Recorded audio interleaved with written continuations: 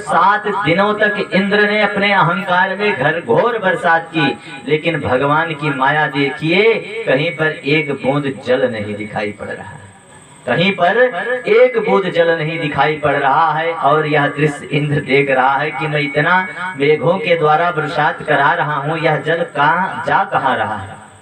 तो यही प्रश्न सुखदेव जी से राजा परीक्षित ने किया कि प्रभु ये बताइए, जब 7 दिनों तक इतनी घनघोर बरसात हुई तो वो सारे जल गए कहाँ? तो सुखदेव स्वामी कहते हैं, सुनो, ये थोड़े पूर्व की बात है, यानी ये त्रेता युग की बात है। एक बार मैया सीता ने कहा प्रभु से कि प्रभु ऐसा करो, मैं किसी ब्राह्मण को भोजन कराना चाहती हूँ, क्योंकि भोजन कराना बड़ा उत्तम दान है।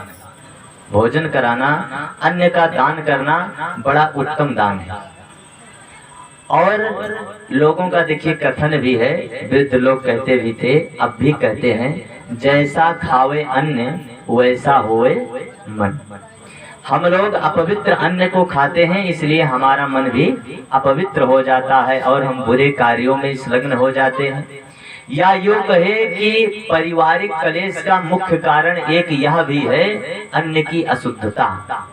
बोले अन्न को कैसे शुद्ध किया जाता है? बोले किसी भी चीज की शुद्धता करनी हो तो उसका दान करना चाहिए, उसका दान करना चाहिए। जैसे पहले की माताएं थी, जब भोजन बनाना होता था, जैसे चावल उनको सिद्ध करना है तो चावल लिया और उसी चावल में से एक मुट्ठी चावल निकाल करके दूसरे पात्र में रख देती थी। केवल एक ही मुट्ठी काफी है, एक मुट्ठी चावल निकाल कर रख दिया, बाकी चावल को सिद्ध करके सभी लोग प्रसाद पा गए।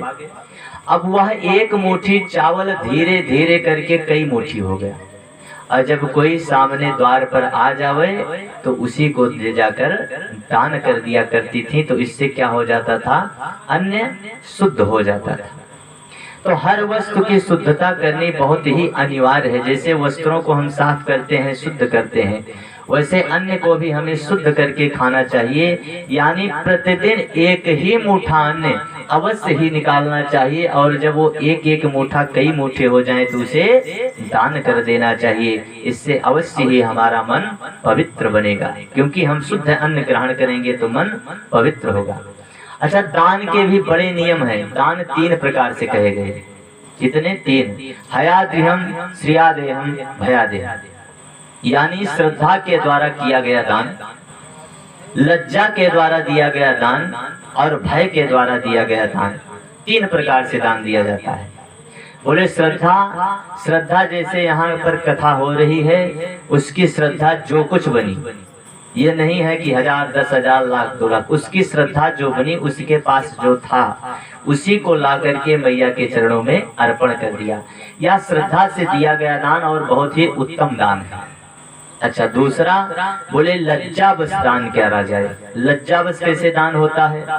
बोले देखो, जैसे आप कोई 2 मित्र हैं और रास्ते में जा रहे हैं, कोई जरूरतमंद बैठा है, कोई भिखारी बैठा है, या कोई आपसे दान की याचना करे रास्ते में आप दोनों से, तो आपका जो मित्र है उसने उसको कुछ रुपए निकाल कर दे दिया, और आपने मन में सोचा कि अगर मेरे मित्र ने इसको यह वस्तु दान की है या धन दिया है और मैं इसको ना दूं तो मेरा मित्र अपने मन में सोचेगा कि ये तो बड़ा ही कंजूस है, ये तो दान भी नहीं करता है। तो इस लज्जा के कारण से आपने भी कुछ निकाल कर उसकी झोली में डाल दिया। तो यह लज्जा के द्वारा किया गया दान है, ये मध्यम ध्यान। और तीसरा बोले भयवश। भय से कैसे दान किया जाता है? बोले सुनो, मान लीजिए रात में आपने कोई बुरा स्वप्न देखा, आपने रात में कोई भयंकर बुरा स्वप्न देखा। आप किसी पंडित जी के पास गए, ज्योतिषी के पास गए, बाबा के पास गए, और क्या किए? अब पूछा कि प्रभु हमको रात में ऐसा स्वप्न दिखाई पड़ा, क्या करें? तो उन्होंने बताया कि देखो आपका समय सही नहीं चल रहा है, और कोई भी कारण बताकर, या हाथ देखा, बोले आपके शनि की दशा खराब है, राहु केतु गड़बड़ है, आप ले जाकर इस वस्तु का दान कीजिए, तो इस ग्रह से, इस स्वप्न दोष से आपको छुटकारा मिल जाएगा, इस बुरे स्वप्न से आपको छुटकारा मिल जाएगा। और आप गए और उस वस्तु का दान किया। तो यह भय के कारण दिया गया दान है। तो यह तो उतना श्रेष्ठ नहीं है, लेकिन दान किसी भी प्रकार से किया जाए वह उत्तम ही फल देगा। जैसे भगवान का नाम कैसे भी भजो, चाहे आलस्य में भजो, चाहे किसी के नाम को पुकारते हुए भगवान का स्मरण करो, नाम लो, जैसे भी भजो वह कल्याणकारी ही होगा। तो दान हर प्रकार से कल्याणकारी होता है और हर मनुष्य को अपने जीवन में कुछ न कुछ दान अवश्य ही करना चाहिए। तो आज मैया ने कहा कि मेरी इच्छा है कि मैं किसी ब्राह्मण को भोजन कराऊं, और ब्राह्मण ऐसा होना चाहिए जो 2 पूड़ी खा के ना चला जाए, क्योंकि मेरी इच्छा है खूब खिलाऊं मैं उस ब्राह्मण देवता को।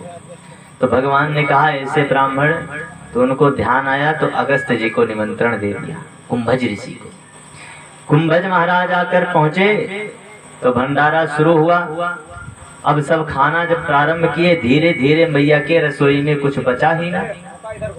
मैया के रसोई में कुछ नहीं बचा तो भगवान प्रभु के श्री राम जी के पास आई, तो भगवान ने तुलसी पत्र के सहारे से उनकी क्षुधा को, भूख को शांत किया।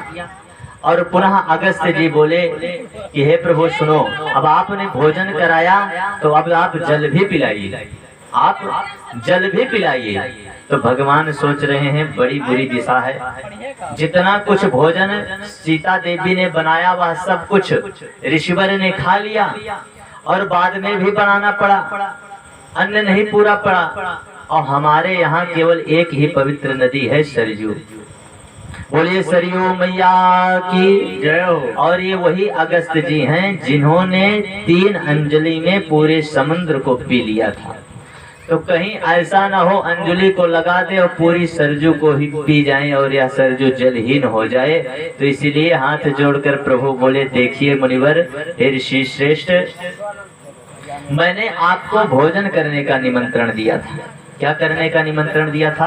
भोजन करने का निमंत्रण दिया था, जल पिलाने का मैंने कोई निमंत्रण नहीं दिया था। तो प्रभु बोले जल पीना ही है तो अब कुछ दिनों तक प्रतीक्षा करो। कब तक? बोले अब दूसरे जन्म तक, दूसरे अवतार तक आप मेरी प्रतीक्षा करो। तो अब की बार जब भगवान श्री कृष्ण के रूप में आए हैं और इंद्र ने प्रसाद प्रारंभ करी, तो भगवान श्री कृष्ण ने श्री अगस्त जी को, कुंभज जी को ही बुला लिया और कुंभज जी अंजलि रोक करके उसको पीने लगे। और फिर ऊपर से भगवान सुदर्शन चक्र को आदेश करते हैं, वह सुदर्शन चक्र ऊपर भी जल को रोक रहा है और उस जल रुकने के बाद भी जो सुदर्शन चक्र से गिर रहा वो पर्वत पर गिरे और उसके बाद अगस्त जी उसका पान कर जाऊंगे। 7 दिनों तक घनघोर प्रसाद के बाद भी जब वह भगवान श्री कृष्ण के परिजनों का इंद्र ने कुछ ना बिगाड़ सका, तो उसने क्षमा याचना आकर की प्रभु से। वो जान गया भगवान की महिमा और प्रभु से आकर क्षमा याचना की। भगवान ने उसे क्षमा किया। इंद्र ने भी अपने जल वर्षण को बंद किया।